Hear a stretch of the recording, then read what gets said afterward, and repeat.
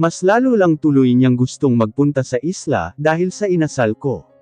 Marahil iniisip talaga niya na may manliligaw ako roon, o kaya boyfriend. Kanina pa niya paulit-ulit na tinatanong sa akin, kung sino ang manliligaw ko roon, kaya ang aga-aga pa lang, kuhang-kuha na niya ang inis ko. Can't you hear yourself? And please stop talking nonsense in front of my child, nikairap kong sagot dahil naiirita na ako. Nonsense. And she's my child too, sagot naman niya. Bumantong hininga ko at pumikit. Inis na talaga ako at nayayamot. Sino ba kasi ang tinatago mo doon? I know when you are lying, Jenny. Wala nga, bumaba ako ng kama. Nagpunta ako ng banyo, upang umihi at mag-toothbrush, pero nakasunod agad siya, Aaron. Ngumisi siya at humalukip-kap, habang nakasandal sa may pintuan. Sinilip ko naman si Heather na nakaupo sa may carpet, habang busy sa paghalungkat sa mga laruan, at mga pasalubong sa kanya ng daddy niya. Tila may sarili itong mundo. Walang pakialam sa pinag-uusapan namin ng daddy niya. Iihi ako. Pinandilatan ko siya ng mga mata. Tumalikod lang siya, pero hindi talaga siya umaalis sa may pintuan. Nang matapos umihi, naghilamos ako at nag-toothbrush. Dumating na din ang order ni Aaron na pagkain, kaya inaayos na niya ang mesa. Tumulong din sa kanya si Heather, na panay ang sabi kung gaano na siya kagutom. I'm sorry, late nang nagising si Mommy, sabi ko.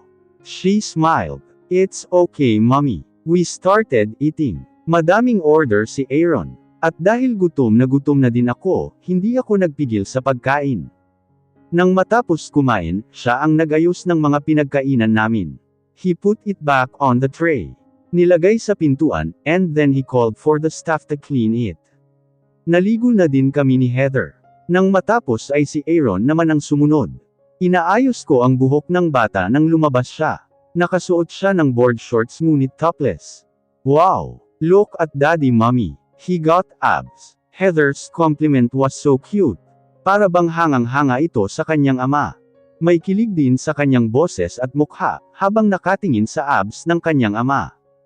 Aaron chuckled. Mukhang nagustuhan nito ang papuri ng kanyang anak. Nang makabawi, he smirked. You are so handsome, Daddy. Tumawa ulit siya, tuwang-tuwa sa papuri ng anak. Syempre baby, kaya nga ako nagustuhan ng mommy mo mayabang naman niyang sagot. Tumikim ako at nagtaas lang ng kilay. You are so macho too. Inikat ko ang aking mga mata, dahil sa sunod-sunod na papuri ni Heather sa kanyang ama.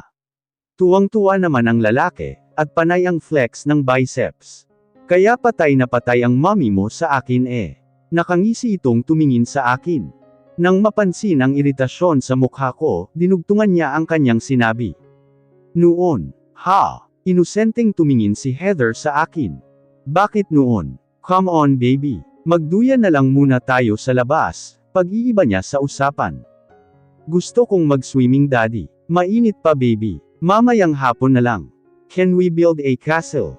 I want to build the princess castle in the Cinderella's movie. Okay. Sumilip siya sa may bintana, upang maghanap ng lilam, na mapagpwestuhan nila. Hindi ka sasama sa amin? Tanong niya sabay sulyap sa cellphone ko na nasa gilid. Kumunot ang noo ko, pero nang maunawaan ko kung ano ang inaste niya, inis ko siyang tiningnan. At bakit parang nabaliktad ata ang mundo? Bakit parang ako pa tong pinaghihinalaan niya ngayon? Bumaba ako ng kama, naka-racerback sando ako at shorts lang ako. Hindi na ako magpapalit ng damit. Madami siyang dalang sunscreen, kaya nakigamit na lang din ako. Pinahiran ko sa balat si Heather, pagkatapos ay ako naman. Si Daddy din Mommy. Daddy, you need to use sunscreen to protect your skin, from the rays of the sun. Oh okay. Ngumiti ang lalaki. Mommy, lagyan mo din po si Daddy. Sumimangot ako. Really? Inuutusan ako ng anak ko. Hindi na ba siya nagtatampo rito? Lumapit si Aaron. Akala naman yata niya pagbibigyan ko ang request ng bata. Inabot ko sa kanya ang sunscreen, kaya ngumuso siya na parang bata. Kalaunan ngumiti at sabay pisil sa aking braso. What? Inis ko siyang tiningnan. Umiling siya at ngumiti. Nababaliw na yata ta. Why do you need to bring your phone? Tanong ni Aaron. Bawal ba? Bumantong hininga siya. May iritasyon sa kanyang mukha, dahil sa mga iniisip niya. Bakit ba binabantayan mo ang kilos ko? Naiinis ngunit nagtitimpi kong tanong. Fine. Pero, pwede bang iwan mo muna? Saglit lang naman tayo sa labas. I want to take pictures of Heather, masama ba? Oh, tumango-tango siya. Ano ba ang iniisip niya? Namulot ako ng seashells. Habang binubuo nilang mag-ama ang sandcastle. Inutusan ako ng aking anak na gawin ito. Ayon nga at nagtatalo pa silang dalawa, at abot hanggang dito ang boses ni Heather. Hindi ganyan daddy. The castle in the movie has a big door. Okay, sorry. Naupo na lang si Aaron, at pinanood ang bata, kasi panay ang puna nito sa kanya. Napapailing na lang ako. Bumalik na ako para tulungan silang matapos ang castle. Tirek na rin ang araw. Kailangan na naming makabalik sa loob ng villa. Kailangan lang namin matapos, para maaya na naming pumasok si Heather. Kumuha ako ng madaming pictures namin, nang sa wakas ay mabuo na namin. Let's go. Ay ako sa aking anak na titig sa castle. Mommy, let's write something in the sand. Beside our castle, what are we going to write? I love my family. Tili naman niya. Nagkatinginan kami ni Aaron. Daddy, sulatan mo ang sand. Okay. I love my family. I love my family too, anas niya. I love you and your mom. Malamlam ang mga mata niya, na tumingin sa akin. Napakagat naman ako ng labi, dahil tila may mainit na kamay na humaplo sa aking puso. Nag-init ang sulok ng aking mga mata, kaya nag-iwas ako ng tingin. Kumuha ulit ako ng madaming pictures. May solo shots din ako na si Heather ang kumuha. May picture din kami ng daddy niya, dahil gusto daw niya ng madaming pictures na isasabit sa may dingding namin. Naligo kami at kumain, bago nag-afternoon nap si Heather. Naupo naman ako sa may sofa, sa tabi ko ay ang aking laptop. Naupo din si Aaron sa gilid ko. Hindi ka ba matutulog? Tanong ko. Umiling siya. Hindi ako makatulog dahil sobrang saya ko, sagot niya habang nakatingin sa aking mukha. Oh, akala ko hindi ka makatulog dahil iniisip mo si. Ngumuso ako at hindi tinuloy ang dapat na sasabihin. Masyado yatang bitter ng dating ko. Wala ka naman ng dapat ikaselos Jenny. Matagal nang tapos ang anumang namamagitan sa amin ni Maureen. What happened? Nagtatanong akong tumingin sa mga mata niya. Akala ko ba hihiwalayan mo na ako noon, na gaya ng sinasabi mo? Umiling siya. Akala ko ba gusto mo akong hiwalayan, upang mapakasalan mo siya noon? 2 days before the accident, I was in deep thoughts. Kapag nasa trabaho ako, naiisip kita. I was in denial at first. I thought I was just confused. You are so good to me, even if I treated you badly. Namula ang kanyang mga mata. Oh, may nararamdaman na ako sa'yo dati pa. I was just too focused on my anger. Dahil si Maureen ang mahal mo noon. Sumanghap siya. Hindi kita hinanap. Kahit nasasaktan ako sa pag-alis mo, hindi kita hinanap. Mula nang mawala ang mga magulang mo, nakulong ka na sa mundo namin. Sa pamilya namin. I want you to do what you want. To explore the world without us, or away from us. But if only I knew that you're carrying my child, I would have crossed the sea just to be with you. Natahimik kaming dalawa, nakatingin sa anak namin na mahimbing na natutulog. Nang gabing iyon, hindi ako ang humalik kay Maureen. But you let him, nang hihinang tanong ko. Hindi ko na din nadugtungan. I wanted to know something, but felt nothing, but disgust and guilt. I guilt because I let other women's lips to touch mine, instead of my wife. I'm sorry for kissing her. Tipid akong ngumiti, that I forgive you. Sa ibang kasalanan ko hindi pa. Malungkot niyang tanong. Umiling ako habang pinipigilan ang sarili na mapangiti. You had a phone ano with her. Hindi ko naman na yun dinidibdib pa. Ayaw kong maging mababaw. That time, si Maureen ang mahal niya. And that time, I'm just some woman who snatches his freedom. Hindi naman niya ako mahal, ni wala ding namamagitan sa amin noon. I'm sorry, his broke voice. Punong-puno ng guilt ang kanyang boses.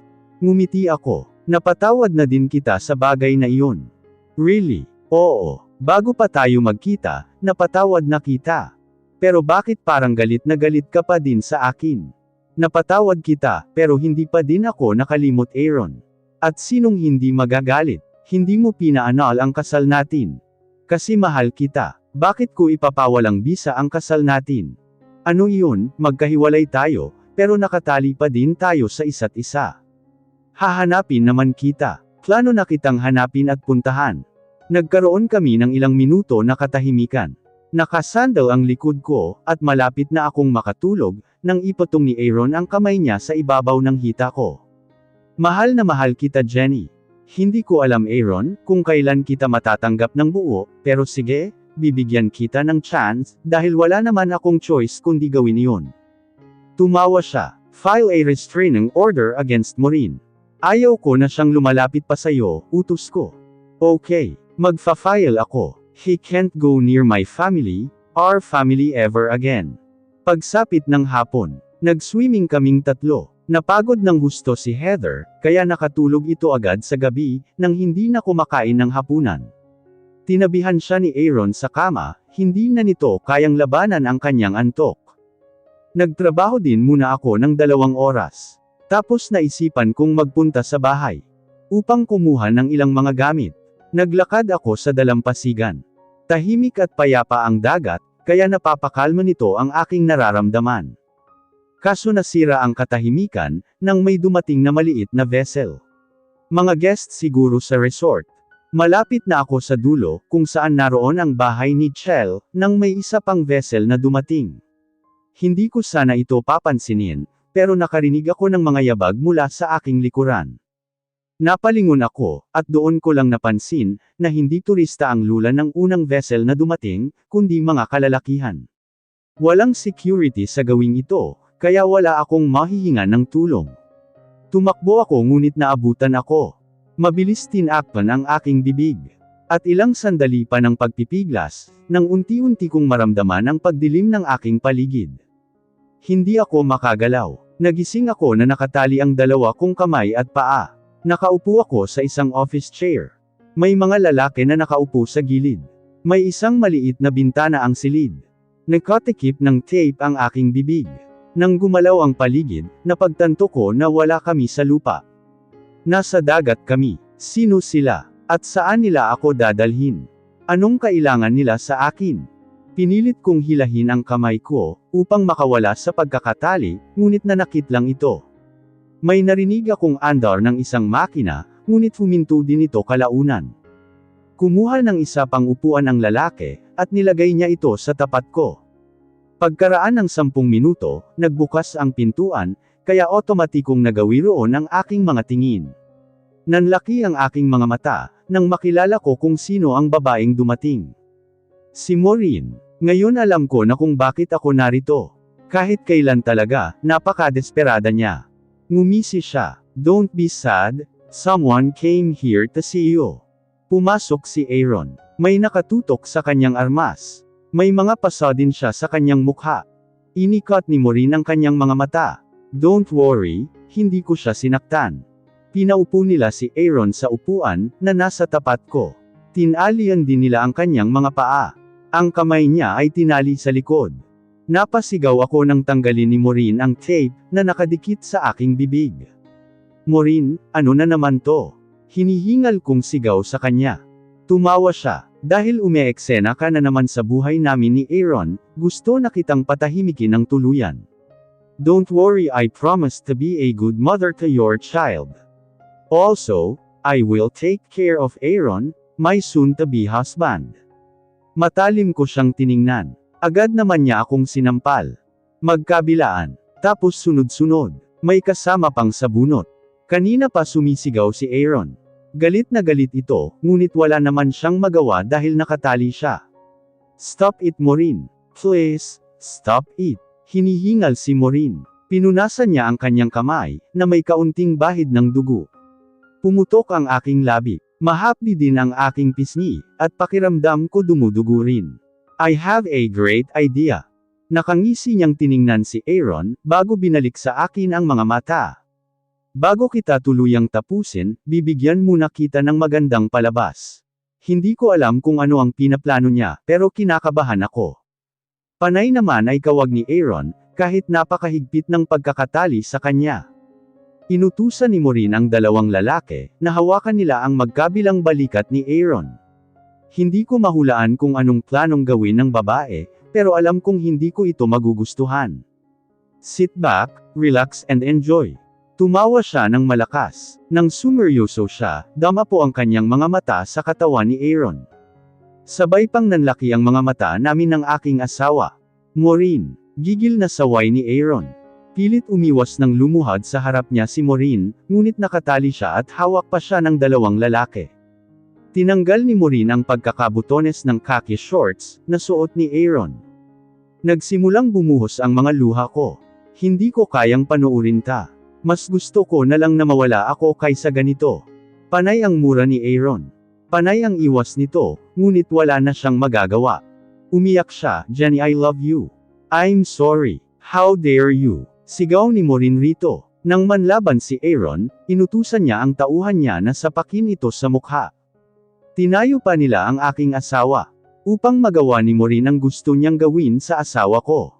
Tumili ako. Umiyak at nagwala, ngunit wala akong magawa. Nahihiya, nagmamakaawa, at tila nakokonsensya ding nakatingin sa akin si Aaron. Hinawakan ni Maureen ang aking asawa. Your husband can't resist me. He said that I'm really good in this. Stop it, Maureen. Gigil na sigaw ni Aaron. Kita ko ang gigil niya sa babae. Pero tila wala namang pakialam si Maureen sa kanya. Don't be mad. Gagalingan ko. Direng-diri na nakatingin sa kanya si Aaron, habang patuloy ang babae sa kanyang ginagawa. Hingal na hingal ako, sobrang kirot din ang aking dibdib, habang ang mga luha sa aking mga mata, ay patuloy sa pag-agos. Hindi ko kayang manood. God please, send us help. Shell, tulungan mo kami. I passed out. Hindi ko alam kung gaano katagal. Pero nang muli akong magkaroon ng malay, nakarinig ako ng kakaibang ingay. Andar ng malakas na makina. Hindi ko sigurado kung sa vessel ba nanggagaling ang ingay na iyon. May mas malakas pang ingay akong naririnig. My eyes remain closed. Hindi ko na alam kung anong nangyayari sa paligid.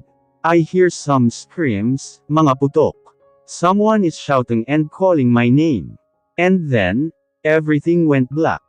Nang magising ako, ang puting kisame at maliwanag na ilaw ang nabungaran ko. Aaron, sigaw ko. Nag-aalala namang lumapit sa akin ang lalaking tinawag ko. Naiyak ako nang makita ko ang mga luha sa kanyang mga mata. I had a bad dream, bulong ko. Niyakap niya ako, mahigpit na mahigpit.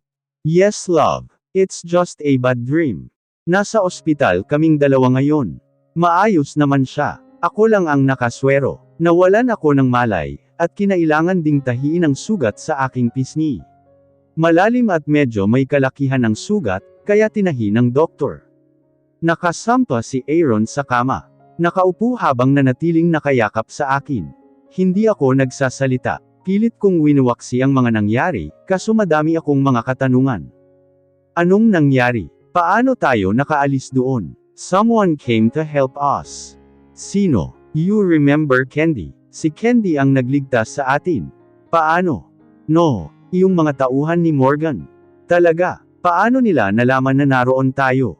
Bago ako nagpunta sa'yo, I contacted them. Nauna lang ako, kasi baka saktan ka niya.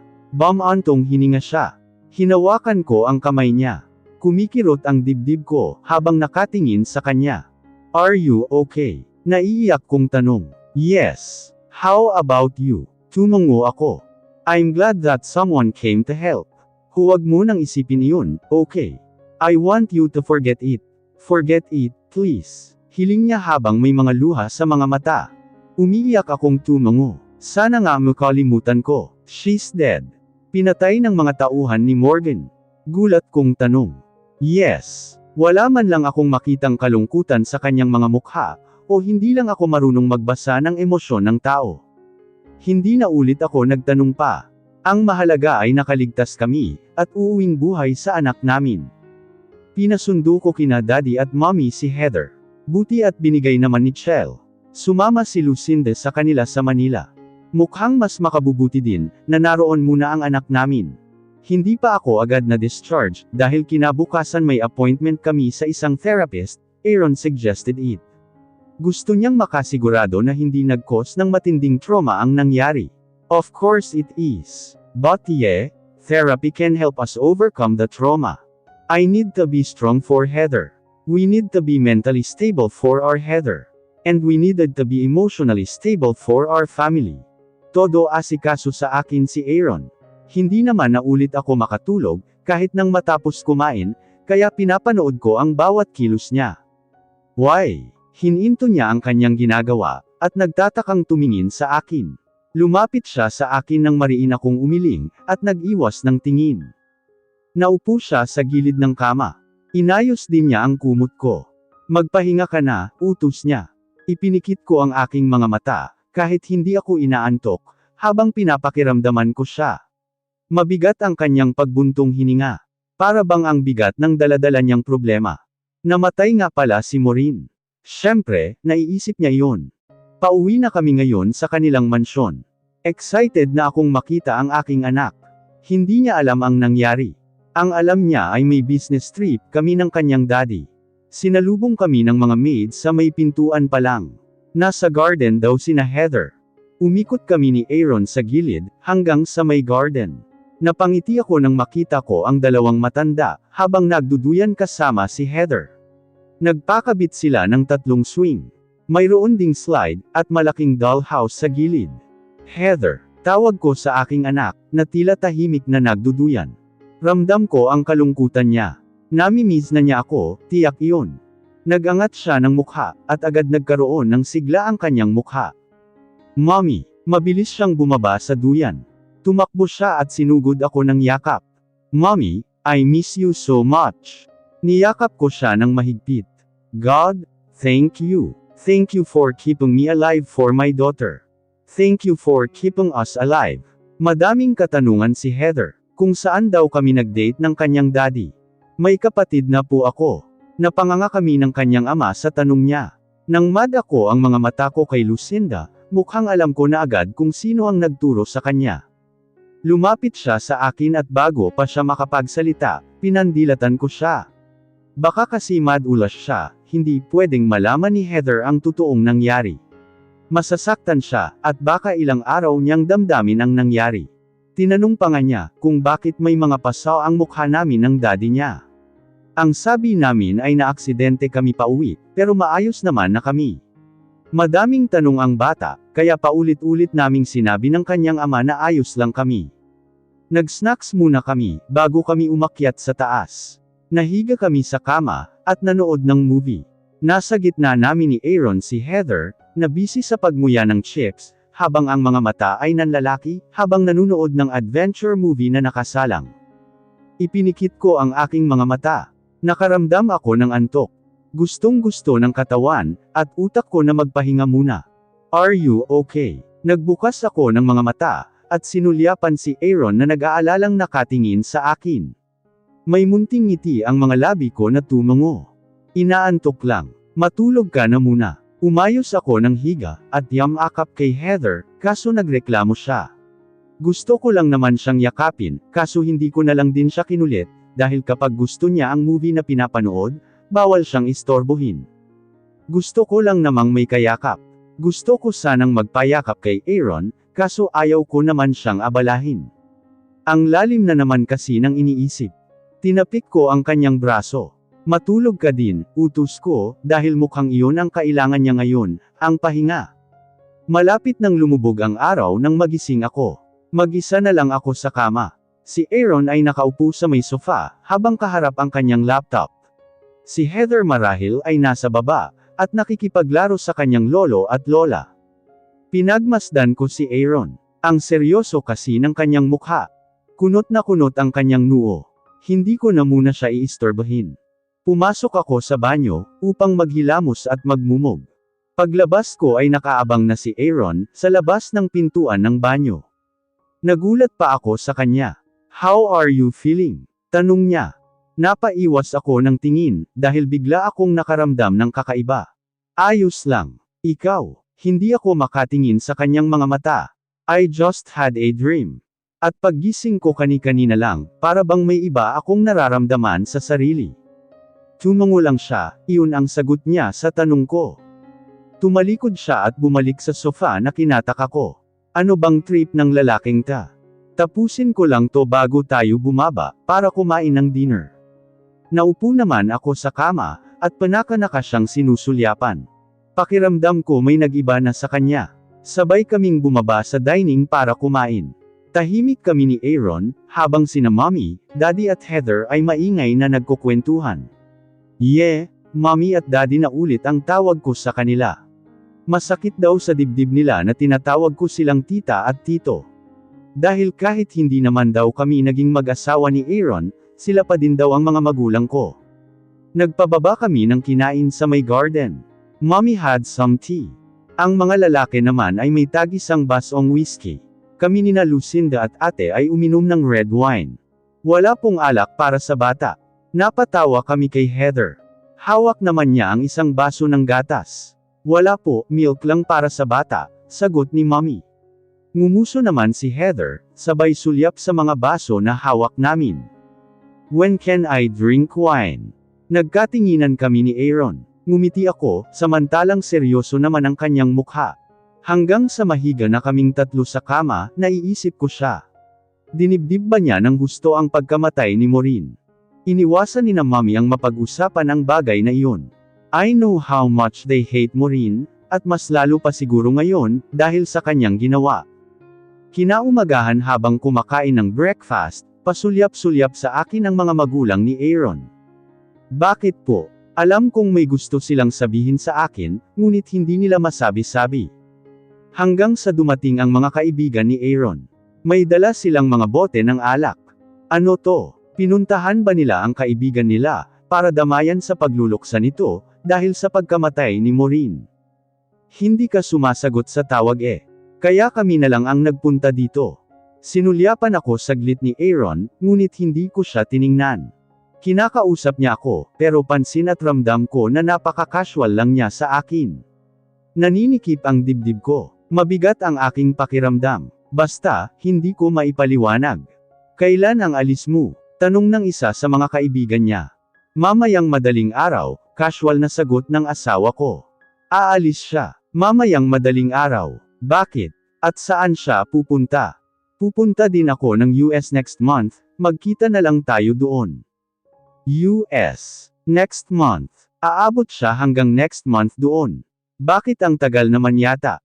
At anong gagawin niya roon? Ang bigat-bigat na ng dibdib ko. Sobrang sama din ng loob ko. Gustong-gusto ko ngang mag-walk out, kaso nasa harap kami ng hapagkainan. Pagkatapos kumain, umakyat ako sa silid. Si Heather ay nakipaglaro naman sa mga pinsan niya. Mabuti at narito si Lucinda, upang bantayan siya. Pinilit kong hindi maiyak sa inis. Iisa lang ang naiisip ko ngayon. Aaron is driven. Gusto niyang makalimot, kaya pupunta siya ng US. Sa pagkakaintindi ko, pamamahalaan niya ang isang branch ng kumpanya nila doon. Siya lang ang pupunta doon. Hindi niya kami isasama ni Heather. Akala ko ba mahal niya ako? Dahil sa nangyari, dahil namatay si Maureen, nagbago na din ang nararamdaman niya para sa akin. Bumukas ang pintuan, pero hindi ako tumingin. Nanatili ang mga mata ko sa TV, kahit hindi ko gusto ang pelikula. Pumasok sa banyo si Aaron. Masama kong tiningnan ang kanyang likuran. Nang lumabas siya ng banyo, nagpanggap ako na walang pakialam. Akala ko lalabas na siya, pero nilapitan niya ako. Are you okay? Tanong niya. Bumantong hininga ako. Gusto kong sabihin sa kanya ang nararamdaman ko, pero pinigilan ko. Aalis ka pala, matabang kong sambit. Bumantong hininga siya at naupo sa tabi ko. May ilang dangkal ang pagitan naming dalawa. Gusto kong tanungin kung isasama ba niya kami. Kung ilang buwan siya doon, kaso ayaw ko na namang maghabol. This time hindi ba't siya na dapat ang bumawi? Ang kumilos. Ayaw kong ipagsiksikan ang sarili ko sa kanya, kung malabo na naman pala kami. Jenny, napaayos ako ng upo. Yes. Hindi ko siya tiningnan. Nagsimula na kasing mag-init ang magkabilang sulok ng aking mga mata. I'm setting you free. Napatanga ako. Ilang segundo kong inisip ang sinabi niya. Nanlalaki ang mga mata ko, na tumingin sa kanya ng tuluyan, kung maabsorb ang sinabi. Akala ko aalis lang siya, pero ano to? Gusto na din niyang umalis sa buhay ko, ganoon ba? Iyon ba ang nais niya? Ano? Anong ibig mong sabihin? My voice broke. Nag-iwas naman siya ng tingin. Ipapaayos ko na ang annulment natin. His voice was so cold. Hindi ko din mabasa ang kanyang mukha, dahil tumalikod siya sa akin. Bakit? Nanghina ako. Awang ang mga labi, ngunit walang lumalabas na salita. I feel like I don't deserve you anymore. Dati pa naman, hindi na kita deserve.